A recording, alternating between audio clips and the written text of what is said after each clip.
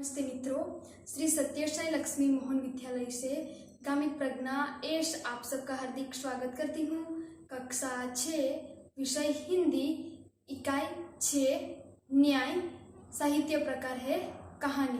तो बच्चों, आज हम इस कहानी का जो स्वाध्याय है उनके बारे में समझेंगे। बच्चों, आज हम विषय हिंदी में देखेंगे इकाई नंबर 6, जिसका नाम है न्याय, साहित्य प्रकार है कहानी। तो बच्चों, न्याय कहानी को हमने प्रथम 2 वीडियो में समझ ली थी, जिसमें हमने देखा था कि एक मित्र जिसका नाम था अली ख्वाजा, तो अली ख्वाजा यात्रा पर जाते वक्त अपनी सोना महरे उनके जो मित्र है वाजिद, तो मित्र वाजिद के यहाँ तेल के डिब्बे में छुपा के जाता है और यात्रा से वापस जब अली ख्वाजा आता है तब उसे अपनी मोहरें नहीं मिलती। वह काजी के पास फरियाद करने के लिए जाता है। अंत में हसन नाम का एक लड़का अपनी चतुराई से सच्चा न्याय करके अली ख्वाजा को मोहरें वापस दिलवाता है। तो इस प्रकार हमने कहानी को समझ ली थी। बच्चों, आज हम इस वीडियो में देखने जा रहे हैं स्वाध्याय। तो बच्चों, स्वाध्याय का प्रश्न नंबर 1, निम्नलिखित प्रश्नों के उत्तर लिखिए। तो बच्चों, प्रश्न 1 हमने अगले वीडियो में नोटबुक के अंदर प्रश्नों का जवाब लिख लिया था। तो आज हम देखेंगे प्रश्न नंबर 2, जिसमें है निम्नलिखित वाक्य कौन किसे कहता है, लिखिए। पहला वाक्य है, यह तेल का घड़ा मैं आपके घर रख कर जाना चाहता हूँ। कौन बोलता है और किसे कहता है? तो अली ख्वाजा वाजिद से कहता है। दूसरा वाक्य है, आप अपना घड़ा तह खाने में रख आइए। कौन बोलता है? वाजिद अली ख्वाजा से कहता है। तीसरा है, आप काजी की अदालत में जाइए। कौन बोलता है? लोग अली ख्वाजा से कहते हैं। चौथा वाक्य है, आप इस घड़े की जांच कीजिए। कौन बोलता है? हसन नाम का जो लड़का है वो तेलियों से कहता है। पाँचवा है, हुजूर मैं तो 6 महीने पहले मक्का की यात्रा करने गया था। मक्का की यात्रा करने कौन गया था? अली ख्वाजा। तो अली ख्वाजा खलीफा से कहता है। उसके बाद है बच्चों प्रश्न नंबर 3, जिसमें है आपने किए हुए प्रवास का वर्णन करते हुए अपने मित्र को पत्र लिखिए। तो यहाँ पर हमें आपने किए हुए जो प्रवास है उन प्रवास का वर्णन करते हुए अपने मित्र को पत्र लिखना है। तो सबसे पहले हम क्या लिखेंगे? पत्र लिखने वाले का एड्रेस। तो क्या आएगा? 16 शांति निकेतन गांधी रोड, सोनगढ़ 394370, 25 जनवरी 2020। तो पत्र लिखने वाले का पता हमें बाईं ओर लिखना है। उनके बाद हमें लिखना है जिसे हम पत्र लिख रहे हैं उनका संबोधन, जैसे कि प्रिय मित्र स्नेहल, सो प्रेम नमस्कार। उनके बाद आएगा कि कल तुम्हारा पत्र मिला, यह जानकर अच्छा लगा कि तुम सबसे अच्छे हो। और उनके बाद यहाँ पर हम लिखेंगे कि हम जिस दिन प्रवास में गए थे उस दिन का वर्णन हमें लिखना है अपने शब्दों में, बराबर। जिसमें हम लिख सकते हैं कि पिछले रविवार को हम कुछ मित्रों ने एक प्रवास का आयोजन किया था। सुबह 9 बजे हम सब मित्र गेटवे ऑफ इंडिया पहुंच गए। इस प्रकार आपका एक दिन का प्रवास का वर्णन यहाँ पर लिखना है और अंत में लिखेंगे तुम्हारा मित्र प्रेमल। तो बच्चों इस प्रकार आपको प्रश्नों 3 के अंदर आपने किए हुए प्रवास का वर्णन करते हुए पत्र अपने मित्रों को लिखना है। उसके बाद है बच्चों प्रश्न 3 का ख, जिसमें है क्या तुम्हारे साथ भी कभी कोई ऐसी घटना घटी है कि तुम्हें न्याय के लिए किसी के पास जाना पड़ा हो?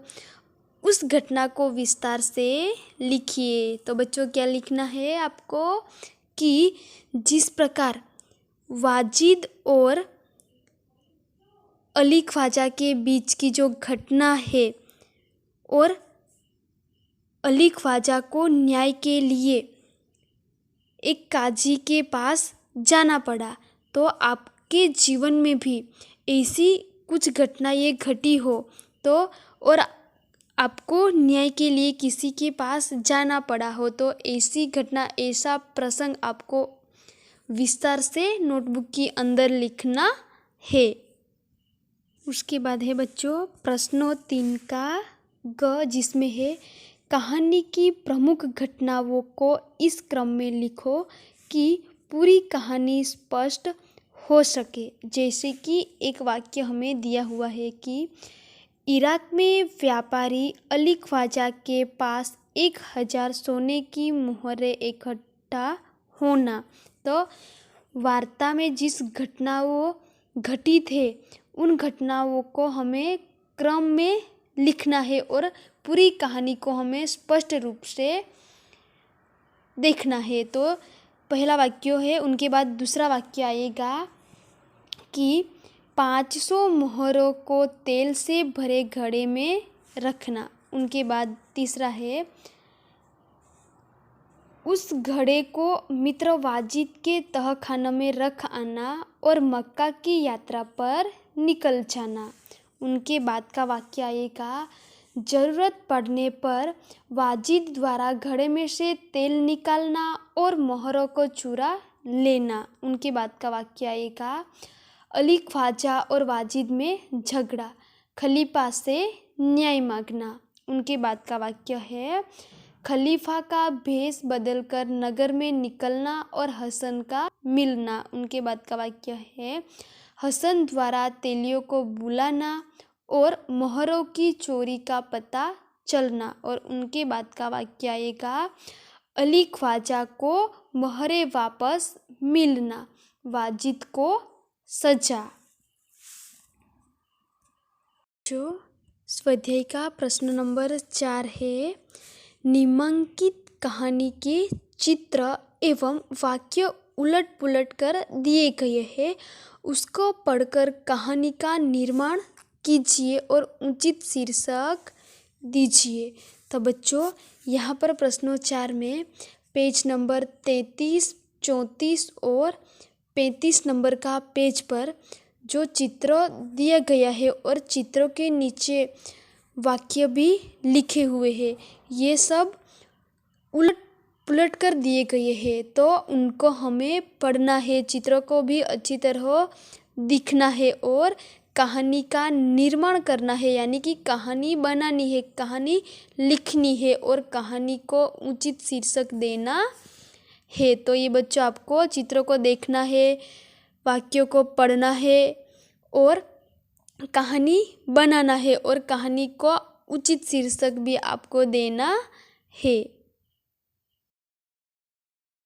उसके बाद है बच्चों प्रश्न नंबर 5, जिसमें है निम्नलिखित वाक्यों में से क्रियावाचक शब्दों ढूंढकर उदाहरण अनुसार वाक्य फिर से लिखिए। यहाँ पर उदाहरण दिए गए हैं, जिसमें पहला वाक्य है राधा ने संजीव को पत्र लिखा। तो बच्चों हमें क्या ढूंढना है, क्रियावाचक शब्दों। तो यहाँ पर क्या क्रिया हो रही है, तो लिखा, तो लिखने की क्रिया है। उनके बाद नीचे है राधा ने किसको पत्र लिखा, किसको। तो हमें क्या करना है, वाक्यों में से क्रियावाचक शब्दों ढूंढकर उदाहरण अनुसार वाक्य फिर से लिखना है। तो यहाँ पर फिर से वाक्य लिखना है। तो वाक्य बनेगा, राधा ने किसको पत्र लिखा। उनके बाद प्रथम वाक्य है यहाँ पर, अध्यापक ने बच्चों को कहानी सुनाई। यहाँ पर क्रियावाचक का शब्द क्या है, सुनाई। तो दूसरा वाक्य हम कैसे बनाएंगे, तो बच्चों को कहानी किसने सुनाई। उनके बाद दूसरा वाक्य है, रात को कुत्ते भौंक रहे थे। यहाँ पर है भौंक रहे थे क्रिया, तो भौंकने की क्रिया कर रहे थे। तो वाक्य में फिर से वाक्य हम कैसे बनाएंगे, तो कुत्ते कब भौंक रहे थे। तीसरा है, वह पटाखे देख रहा है। यहाँ पर क्रियावाचक शब्द है देख रहा है, यानी कि देखने की क्रिया हो रही है। तो वाक्य बनेगा, वह क्या देख रहा है। चौथा है, वेदांत किताब पढ़ रहा था। तो पढ़ रहा था जो क्रिया थी। तो वाक्य बनेगा, कौन किताब पढ़ रहा था। पांचवा है, पता नहीं तन्मय मेरे पास से कब चला गया।